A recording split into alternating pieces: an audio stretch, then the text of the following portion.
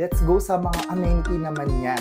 So, dito sa subdivision, we also have our amenity area where the unit owners can enjoy. One of the perks of a unit owners is they could enjoy the amenity dito sa Talanai homes, no, ma'am? And isa yan sa mga laging tinatanong ng mga future home owner natin. Ano ba yung mga amenities that they can enjoy kapag nakatira na sila sa subdivisions? So, one of the amenities is the swimming pool. So, how many feet ba? Gano'ng kalalim to, ma'am? For this one is para siya sa mga kids, and for the adults, we have the 1 feet up to sa 5 feet. Oh, okay. So aside from this swimming pool and clubhouse, we also have a parks and playground and the basketball court. For the basketball court, na-enjoy na to ng ating mga homeowner kasi existing na siya.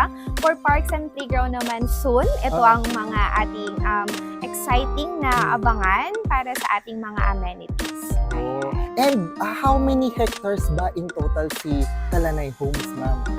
The total hectares for this project is 13 to 14 hectares. Oh, ang lawak din pala niya, no, ma'am? Yes. And we already have our mga, of course, our existing residents here. And shout out sa mga clients namin dito, homeowners dito na nakatira na, no? Ni Sir Alan also. Yes.